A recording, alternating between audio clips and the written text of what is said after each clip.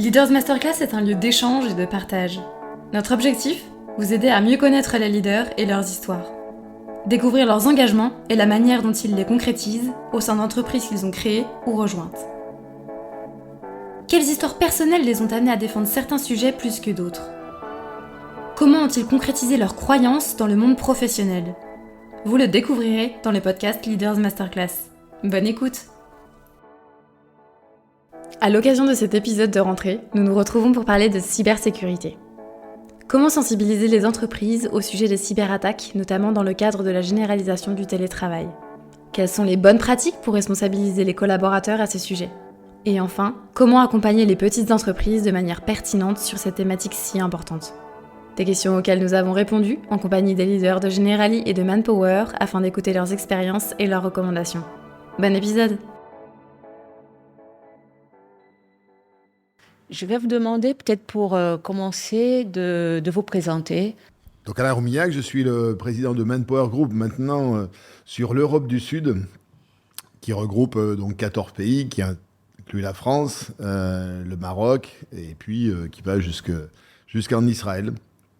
Voilà, donc je suis ingénieur de formation. J'ai fait tout le début de ma carrière dans le monde de l'IT, du digital, en particulier chez IBM. Donc, ce qui me permet aussi sans doute d'avoir une vision dans l'exercice de mes fonctions où j'associe cette expertise au moins passée du numérique, justement pour pouvoir faire face à tous ces enjeux qui sont ceux du numérique, mais appliqués donc à l'environnement qui est le mien aujourd'hui. La même question pour vous, Jean-Laurent, président. Qui êtes-vous ? Bonjour, Jean-Laurent Granier, dont je suis le président de Generali France, vice-président de Generali Espagne et en charge des activités globales au niveau du groupe Generali, de grands risques et de questions de protection sociale, employés bénéfices, etc. Je suis beaucoup moins expert qu'Alain des questions du numérique, mais en tant qu'assureur, on se doit d'être un spécialiste du risque. Et donc, le risque cyber est un de ceux qui préoccupent le plus nos clients. Notamment, chez Generali, on a énormément de clients, petites et moyennes entreprises, et puis qui nous préoccupent aussi en termes de tendance dans la société. Voilà. Président, je reviens vers vous sur ces questions de cybersécurité. Lorsque nous avons échangé à la précédente masterclass, vous nous avez sensibilisés sur ces problèmes, surtout en faisant le lien avec le télétravail. Et je reviens vers vous, d'abord pour vous demander de peut-être nous faire un retour sur le baromètre que vous avez réalisé, où il était question de cybersécurité, des cyberattaques. Est-ce que vous pouvez revenir pour poser le cadre de cette question de cyberattaque ? Alors, dans un certain nombre de baromètres que nous réalisons, nous posons des questions à nos clients sur ce que sont leurs enjeux. Et donc, dans un de nos derniers baromètres, on disait quels sont les enjeux les plus importants et quels sont d'ailleurs les domaines sur lesquels vous devez développer ou acquérir des compétences pour faire face à ces enjeux. Et donc, le sujet de la cybersécurité était parmi les sujets les plus importants. Et 45% des entreprises nous disaient qu'elles n'avaient pas aujourd'hui suffisamment de compétences et qu'il fallait qu'elles recrutent les compétences pour être capables de faire face à ces enjeux. Donc, ce qui prouve bien d'ailleurs deux points. D'abord, que les entreprises ont conscience que la cybersécurité est un enjeu majeur et que, deuxième sujet, on a une pénurie en France, mais globalement c'est vrai partout dans le monde, de compétences pour pouvoir faire face à ces risques. Je crois qu'on évoque le fait qu'aujourd'hui, il manque 20 000 personnes compétentes sur les domaines de cybersécurité pour accompagner donc, les entreprises pour faire face à ce risque. Lorsque vous parlez de professionnels, de manque de personnel, vous pensez aux informaticiens ou vous pensez que la formation, elle doit concerner tous les domaines ? Parce que... Alors, si je reviens sur ce que sont nos enjeux, donc moi, tous les ans, on fait une évaluation de risque. Et moi, je mets chaque fois le risque cyber comme étant le risque numéro 1. Parce que sans doute, c'est celui qui est le plus difficile à complètement évaluer. Et c'est toujours très compliqué de savoir jusqu'où est-ce qu'il faut se couvrir. Parce que on sait que donc, les attaques sont de plus en plus sophistiquées. et que donc il faut se couvrir, mais ce sont aussi ça coûte extrêmement cher. Et donc quand on voit d'ailleurs nous, au niveau groupe, ce qu'a été sur ces 5-6 dernières années l'augmentation de nos dépenses en cybersécurité, on a multiplié quasiment par 10 nos investissements. Et donc c'est toujours cette difficulté. Et donc ensuite, bien sûr, on a besoin d'avoir des experts techniques pour pouvoir faire face et mettre en place les outils, faire face aux attaques. Et on a besoin de former nos équipes. Bon, moi j'ai des amis qui dirigent un grand laboratoire pharmaceutique. Ils ont eu une attaque, donc ils se sont retrouvés dans une situation où leur système était bloqué parce que une de leurs déléguées médicales en Italie avait ouvert un fichier qu'il ne fallait pas, et donc, et comme ça, les cyberattaquants étaient rentrés dans les systèmes et avaient bloqué tout le système. Donc il y a aussi un sujet, parce que ce qu'on se rend compte, c'est que d'ailleurs, je pense 90-95% des attaques qui réussissent, c'est parce qu'il y a eu un manque de vigilance à un moment de la part des équipes.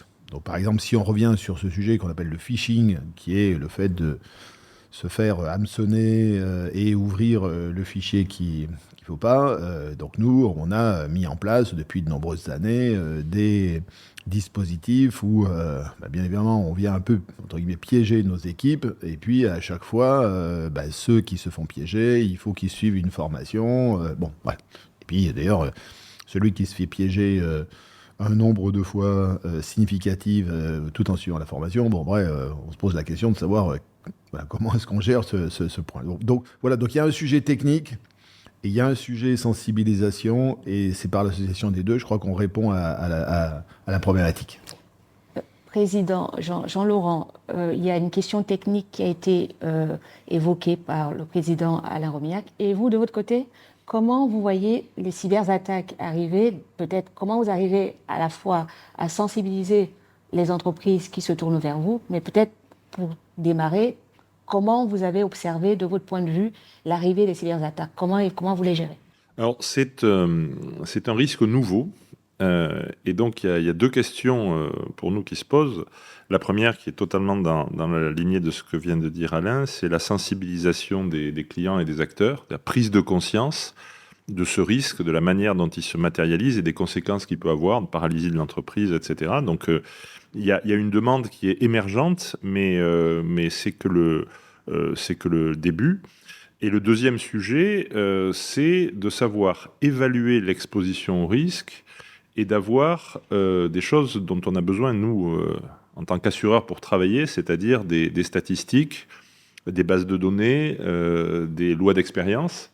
Et aujourd'hui, j'allais dire, on n'a pas encore suffisamment de données pour être capable de tout anticiper et de se rendre compte, notamment, jusqu'où peuvent aller ces sinistres et dans quelle magnitude ils peuvent affecter une entreprise. Si on regarde le marché français, lorsqu'on interroge les PME notamment, puisque les grands groupes sont par essence plus sensibilisés, ils ont des grandes directions informatiques, beaucoup d'experts, et ils ont, comme disait Alain, multiplié par 10 leurs investissements en la matière. C'est le cas chez Generali France. On dépense aujourd'hui, on a 10 fois plus d'effectifs consacrés à ça, et on dépense 10 fois plus qu'il y a ne serait-ce que 3 ou 4 ans.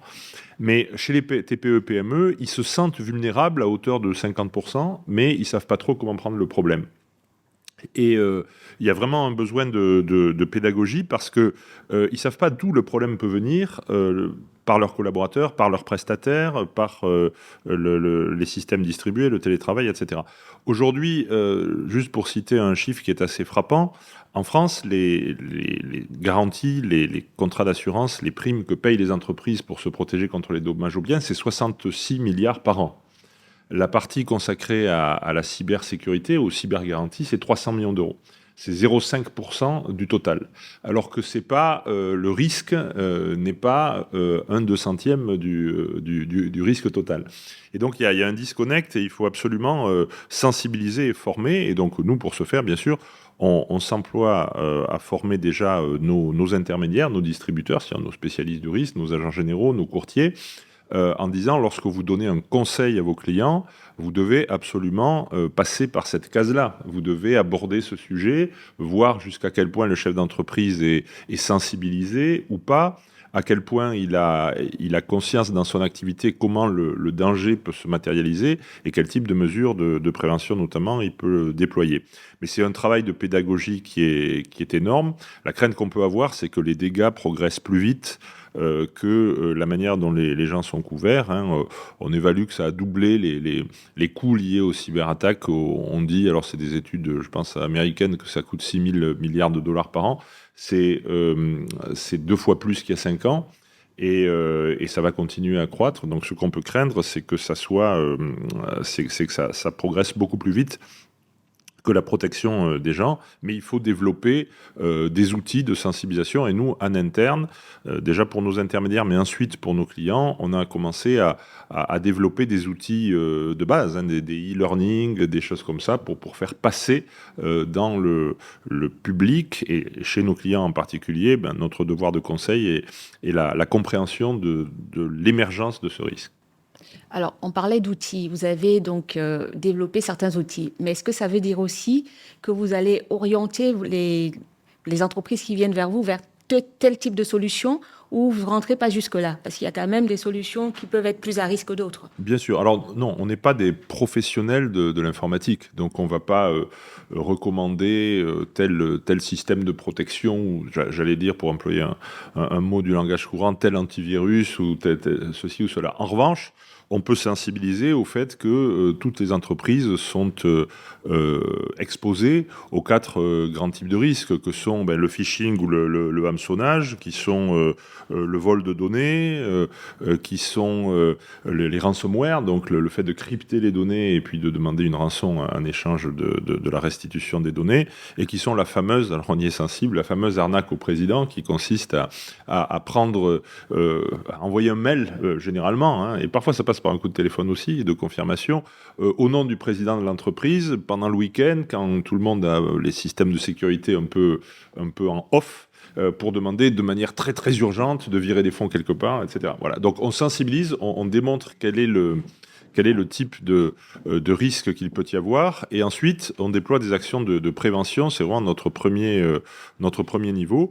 Et ensuite on a dans notre batterie d'outils disponibles la capacité à proposer via des prestataires qui ne sont pas nous-mêmes, parce qu'on n'est pas capable de faire ça, mais via des prestataires avec lesquels on contracte, on propose à nos clients entreprises de faire des diagnostics de leur système de sécurité informatique. Pour les profanes que nous sommes, on dit souvent que la sécurité informatique, ça se compare à une maison dans laquelle il y a des portes d'entrée, etc. Il y a des fenêtres, il y a des endroits où il y a des volets plus ou moins renforcés. Et parfois, on a pensé à fermer la porte d'entrée, mais on a oublié qu'il y a une porte arrière pour les livraisons, et celle-ci n'a pas été fermée. Et donc, ces systèmes de diagnostic consistent à vérifier dans le système d'information d'entreprise où sont les points de vulnérabilité, qu'est-ce qui a pu être oublié. Et donc, on propose à nos clients, avant de s'assurer, d'effectuer par un professionnel un diagnostic de ce type, de manière à comprendre où est-ce qu'ils en sont. Et puis ça peut aller également jusqu'au test de leurs collaborateurs pour vérifier le niveau de sensibilité. Pierre parlait de prise en otage tout à l'heure, en disant certaines entreprises se retrouvent justement prises en otage. Alors il y a 2 manières de fonctionner lorsqu'on est face aux cyberattaques. Certaines entreprises ou certains vont communiquer là-dessus en disant être transparent et en communiquant sur le fait d'avoir été attaqué. D'autres ne vont pas communiquer et vont essayer de cacher. Quelle est votre position avant de revenir sur le cadre légal, sur cette question-là? Moi, je pense qu'on n'a pas le choix. On doit communiquer. Parce que, au moins, si vous communiquez, vous maîtrisez raisonnablement votre communication. Si vous ne communiquez pas, c'est sûr qu'à un moment ou à un autre, ça va sortir. Et surtout quand vous êtes sur nos métiers. Parce que vraisemblablement, nous, si on est attaqué, ça va avoir un impact. Éventuellement, on va se faire voler des données personnelles. Donc, ça va avoir un impact. Nos clients, nos candidats. Et donc, à un moment, ça va sortir sur les réseaux sociaux, ça va sortir dans la presse. Et donc, si vous n'anticipez pas sur la communication, vous êtes sûr que vous allez courir après. Et donc, nous, notre position, c'est de communiquer. Donc, et en particulier par rapport à tous ces sujets, je crois qu'il y a le fait de se protéger Et surtout, il y a le fait de se préparer à une attaque. Enfin, il y a se préparer à une attaque. Il y a se préparer à une crise. Donc nous, par exemple, on passe beaucoup de temps et on fait un exercice au moins tous les ans. On passe une journée, le COMEX, l'ensemble des équipes, et on se met en situation où on aurait une crise à vivre, qui peut être un blocage de nos systèmes, un vol de données, de façon à être préparé, savoir justement comment est-ce qu'on gérerait la communication. On travaille avec des professionnels qui préparent ce genre de choses. Donc je crois que ce qui est aussi très important, c'est non seulement de se protéger, mais de se dire, si ça arrive, comment on va réagir. Et là, c'est comme tout entraînement sportif. Voilà, pour être prêt à l'épreuve, il faut s'être entraîné. Donc, c'est ce que l'on fait. Et donc, nous, notre position, c'est de se dire, de toute façon, on n'a pas le choix. Et après, d'autres peuvent avoir un autre avis. Mais il faut qu'on gère notre communication pour essayer, autant que faire se peut, la maîtriser. Président Jean-Laurent, qu'est-ce que vous en pensez sur cette notion de communication ? Ouais, je pense que quand on est en charge des données de nos clients, hein, et c'est le cas aussi dans notre métier, bien sûr, puisque c'est notre devoir de collecter et de protéger des données concernant nos clients.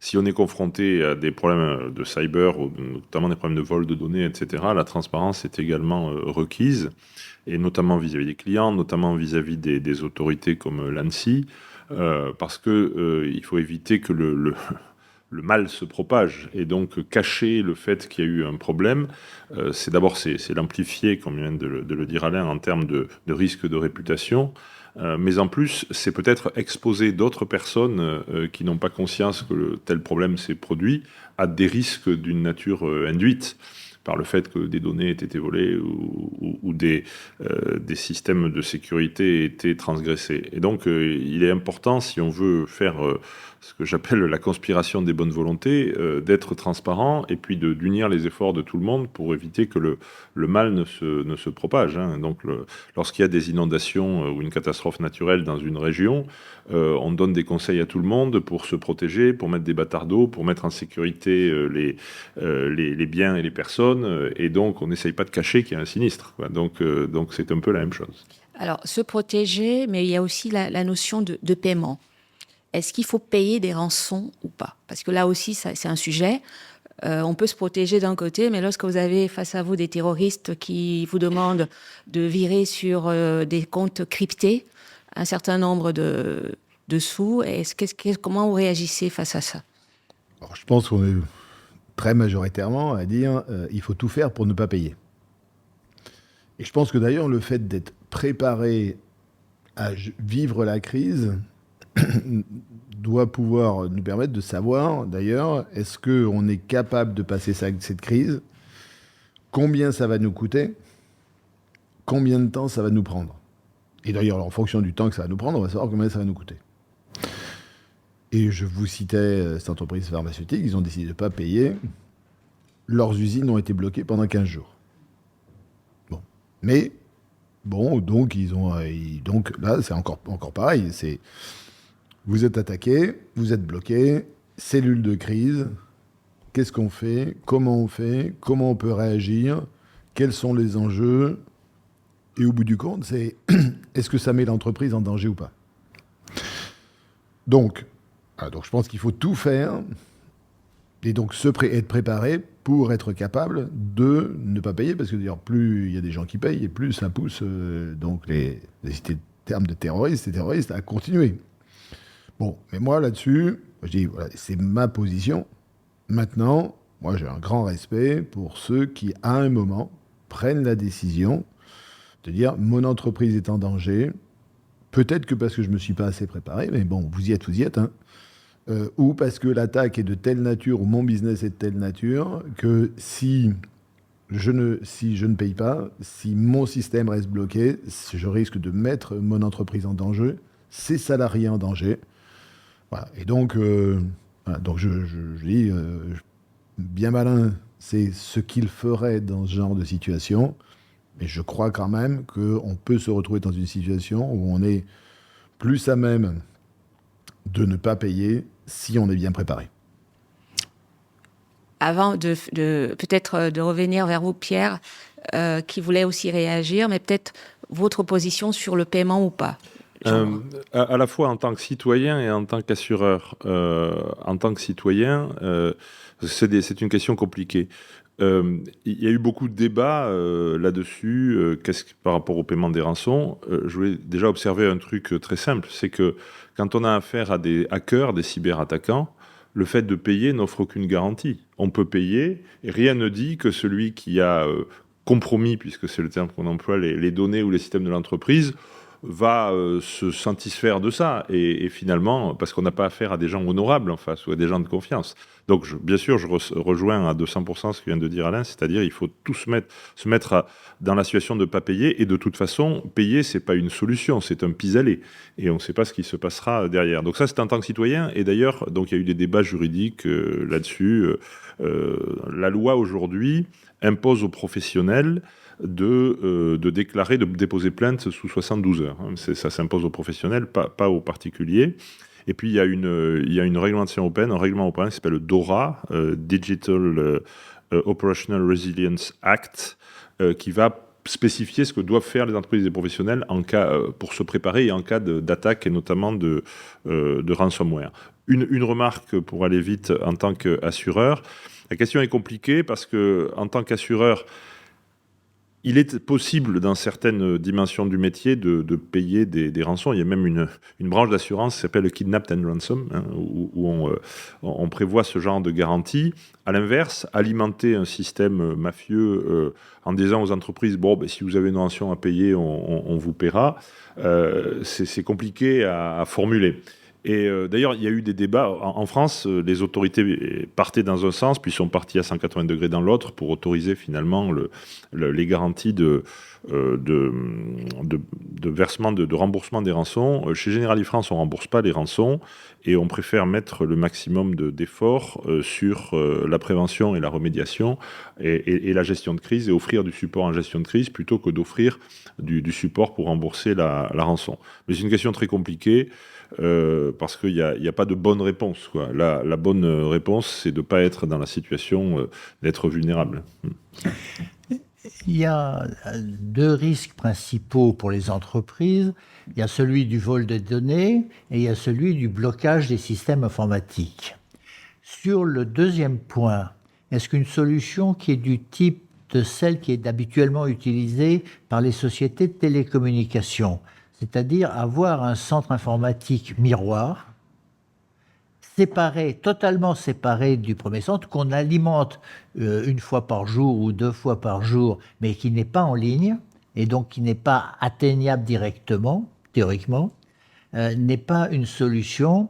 Et pour les petites et moyennes entreprises qui vous intéressent directement, est-ce qu'il n'y aurait pas une activité de service à monter autour de ce concept ? Alors, moi, je réponds pour la partie où je suis compétent, c'est-à-dire pas technique. Oui, il y a forcément une activité de service à monter. D'ailleurs, en France, il y a d'excellentes entreprises avec beaucoup de capacités là-dessus, avec lesquelles nous travaillons, avec lesquelles nous sommes partenaires, le groupe Allemande notamment.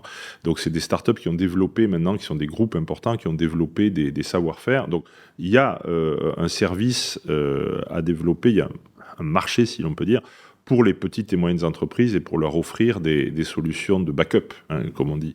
Après, je ne suis pas assez expert pour dire est-ce que le système miroir qui existe, et ça on le fait plus ou moins tous dans nos grandes entreprises, c'est la solution miracle. Le réseau aussi peut être compromis, la capacité à accéder au réseau, les droits d'accès, il y a plein de choses qui peuvent bloquer. Il n'y a pas que la compromission des données ou des bases, il peut y avoir des problèmes sur le cloud, bref. Mais en tout cas, ce qui est sûr, c'est que il faut avoir une vraie expertise et une vraie capacité de réaction. Tout à l'heure, on parlait de gestion de crise, de la manière dont on s'y entraîne. Il y a une nécessité d'avoir des professionnels qui sont aguerris. On dit bien aguerris, il y a le terme guerre dedans. Et donc, il y a très certainement à créer et à développer, puisque c'est en train déjà d'être créé, des services pour les PME, pour leur permettre de disposer de manière, de moyens en tout cas, de rebondir et de redémarrer en cas de blocage, parce que toutes les PME ne peuvent pas créer les systèmes en double, en triple, etc. En rebond du dernier commentaire, le sujet c'est jusqu'où je me protège et combien j'y mets. Et d'ailleurs, c'est très compliqué pour une PME. Moi, j'ai vu des cas, y compris de sociétés qu'on a rachetées, où des gens qui disaient, mais déjà, on met beaucoup d'argent pour se protéger. Et nous, quand on y envoie nos experts, ils disent, mais il y a des failles qui sont absolument béantes et colossales. Donc la vraie question, je pense que pour des dirigeants de PME, c'est qu'est-ce qu'il faut que je mette en place, que je peux me payer parce que éventuellement j'ai des niveaux de marge qui sont relativement faibles. Donc qu'est-ce que je mets, quel est l'optimum entre ma protection et le risque que je prends. Et c'est là où je pense qu'il y a un énorme manque donc en France, justement pour aider ces PME. Parce que il peut y avoir des experts qui vont leur dire alors là voilà, donc vous allez mettre tout ça et vous allez être protégé. Bah oui, mais auquel cas d'abord mes équipes sont pas suffisamment compétentes. D'ailleurs ça va peut-être pour partie bloquer mon business parce que je vais mettre des systèmes qui sont trop sophistiqués. Et puis deuxièmement, j'ai pas les moyens de me le payer. Donc comment on trouve le juste équilibre et il semble que je suis pas non plus un expert, mais je le vois, je dis en travers de sociétés avec lesquelles on opère, de sociétés qu'on rachète. On voit bien que là, ces sociétés sont extrêmement vulnérables et qu'on peut d'ailleurs s'attendre que les grands groupes eux-mêmes se protégeant de façon extrêmement importante, les cyberattaques vont se tourner vers des PME. On l'a vu aussi dans le domaine du secteur public, qui lui-même n'a peut-être pas les moyens ou n'a peut-être pas donné à ces structures les moyens de pouvoir se préparer. Donc, je pense effectivement que les moyens existent. C'est quel est, on va dire, le juste équilibre. Et franchement, c'est super compliqué à définir entre les moyens qu'on met, la protection que l'on a. Et puis, encore une fois, même si on est une PME, c'est de se dire, c'est quand même de se préparer, de dire, si je me retrouve dans une situation complexe, comment est-ce que j'essaie de gérer la situation ? Du coup, peut-on dire que la centralisation des systèmes de sécurité est une réponse? En centralisant, est-ce que ce n'est pas un biais pour, entre parenthèses, éviter ou essayer de minimiser ces attaques? Vous centralisez un certain nombre de choses, et puis vous avez toujours des choses qui sont décentralisées. Encore une fois, l'accès à vos systèmes, vous passez par des équipements qui sont des smartphones, des tablettes, des PC. Et de toute façon, ça sera un système de vulnérabilité. Donc, oui, je pense que, ne serait-ce que de dire, il y a un sujet qui est important. Moi, je le vois en tout cas, et je pense que Jean-Laurent le voit de la même façon, c'est qu'on dépense énormément d'argent à mettre à jour nos systèmes. Parce que nos fournisseurs de technologie nous disent si vous n'êtes pas à tel niveau de système, on ne vous couvre pas. Donc ça veut dire que si vous allez vers un prestataire, et en particulier un prestataire sur la cloud, c'est lui qui va le faire pour vous. Je pense qu'en particulier, ça c'est très important pour des PME qui n'ont pas cette capacité, et on le voit bien. C'est-à-dire que si vous avez des systèmes Microsoft par exemple qui ont 10 ans d'âge et qui peuvent être très efficaces, Microsoft va dire non mais moi je ne vous protège pas sur l'aspect cybersécurité parce que ce ne sont que des versions plus récentes qui sont couvertes. Donc oui, sur la partie gestion des données, gestion des applications, je pense que c'est une réponse, et en particulier pour les PME, où c'est un sujet qu'elles n'ont pas à gérer. Bon, par contre, les systèmes d'accès à l'ensemble de ces données qui sont propriété de l'entreprise ou propriété des collaborateurs de l'entreprise, ça, ce sont des systèmes des vulnérabilités qu'il faudra toujours être capable de gérer. On dit souvent que l'humain est le point faible des systèmes. Je me souviens, il y a une vingtaine d'années, un certain nombre d'entreprises étrangères ou françaises interdisaient à leurs salariés, quel que soit le niveau du salarié, de parler de leur entreprise à l'extérieur. Aujourd'hui, ce n'est plus dans l'air du temps. Comment est-ce qu'on peut, en fait, protéger l'entreprise à ce niveau-là? La formation, vous avez insisté tous les deux sur la nécessité de sensibiliser et de former les gens, mais est-ce que c'est suffisant? C'est un combat qui est sans fin, mais c'est vraiment le premier point et le premier rempart à mettre en entreprise, c'est la sensibilisation des collaborateurs, parce que le premier point de faiblesse et de vulnérabilité vient de là, vient de la mauvaise gestion des mots de passe, vient du fait de ne pas respecter les règles de sécurité de base, comme il y a des règles en cas d'incendie, il y a des règles contre le vol, il y a des règles pour la cybersécurité. Et donc ça passe vraiment par une sensibilisation, ça doit être des réflexes au niveau des collaborateurs, des réflexes qui s'appliquent sur le lieu de travail, mais qui s'appliquent dans la vie personnelle aussi, quand on est en télétravail, par le fait de ne pas confondre les matériels professionnels et personnels, par le fait de ne pas donner des accès à des gens qui n'ont pas le même niveau de formation, le même niveau de sensibilisation. Plus il y a de ports d'entrée dans une entreprise, dans un système d'information, plus il y a d'étendue du système, plus il y a de possibilités d'avoir des points de vulnérabilité. Donc, c'est pas suffisant, mais c'est absolument indispensable. Et les entreprises qui sont les mieux préparées sont celles où les collaborateurs sont le plus formés, avec le plus de réflexes là-dessus, même si ça fait pas tout, et même si derrière, il faut ensuite un certain nombre d'expertises pour continuer à maintenir en permanence le niveau de sécurité. De ce point de vue-là, et je rejoins tout à fait ce que vient de dire Alain, c'est ce à quoi on doit faire le plus attention, c'est la mise à jour des systèmes, y compris à titre personnel. Je veux dire, lorsqu'on reçoit une mise à jour pour son smartphone ou sa tablette, c'est pénible de dire je vais la mettre à jour parce qu'il faut être parfois branché sur le secteur, il faut avoir un bon Wi-Fi, ça prend 10 minutes, 20 minutes, pendant lesquelles on ne peut pas accéder à ses affaires. Et donc on dit, je le ferai demain. Et puis demain, on oublie. Et puis voilà. Et c'est comme ça que les vulnérabilités se développent. Donc la vérité, c'est qu'il faut le faire tout de suite. C'est comme mettre la ceinture de sécurité en voiture. Ou bien ne pas débrancher le système de protection d'airbag. Donc la sensibilisation pour éviter de répondre à n'importe quoi, de cliquer sur n'importe quoi d'une part, et d'autre part mettre à jour systématiquement, c'est vraiment les deux réflexes de base. Ça fait pas tout, mais alors vraiment ça fait décroître le risque de manière très forte. Et ensuite il y a tout l'arsenal dont on parlait d'expertise qui doit être déployé. Alors, on a souvent tendance à penser que la technologie résout tout. La technologie est un outil au service d'un certain nombre d'éléments. Les process, c'est un gros mot, mais c'est extrêmement important. Donc, je vais vous citer une anecdote. Ce qui se passe, c'est que depuis, sans doute pour la bonne cause, depuis 2 ans, où nous sommes obligés d'accepter les RIB du monde entier pour payer, en particulier, nos intérimaires.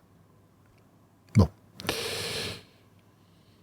Et ça, c'est un élément potentiel d'arnaque énorme.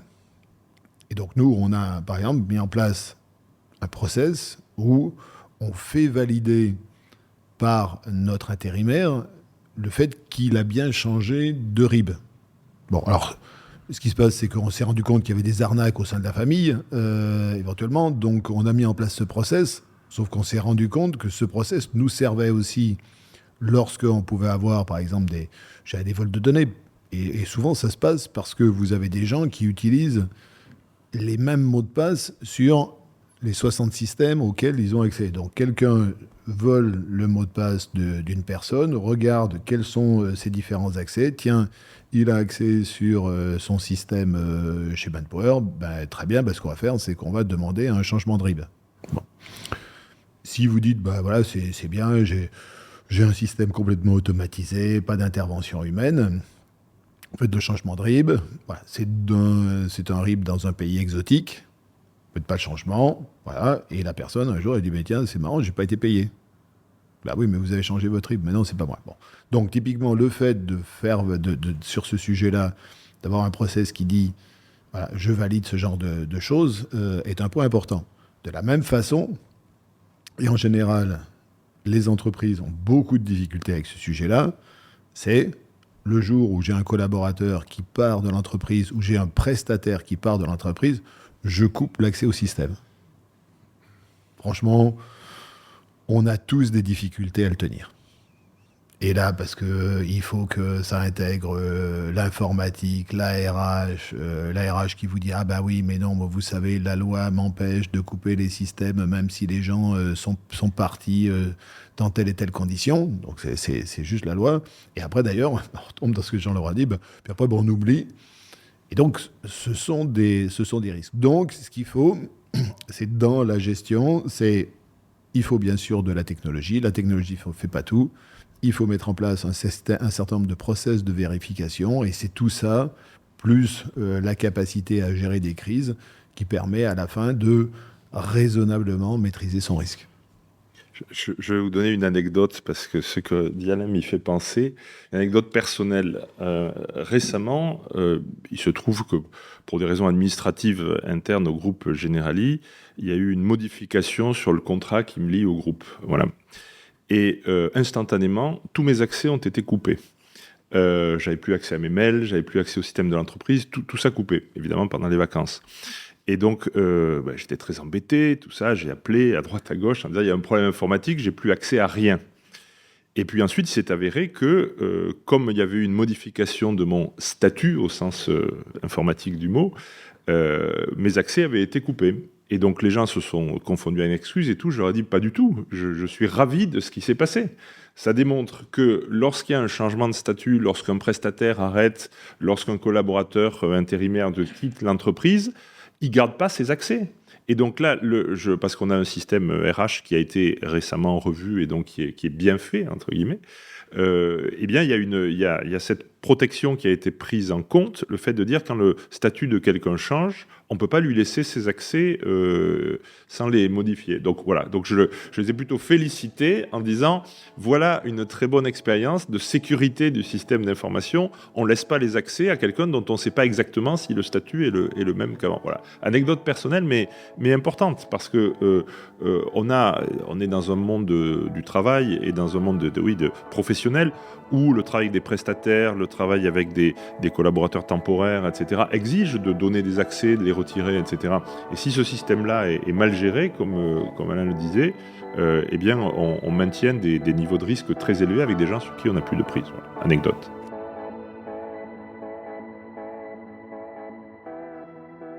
N'hésitez pas à venir découvrir nos masterclass afin de poursuivre l'échange avec les leaders qui interviendront dans les prochains épisodes. Pour cela, retrouvez toutes les informations directement sur notre site web www.leadersmasterclass.fr.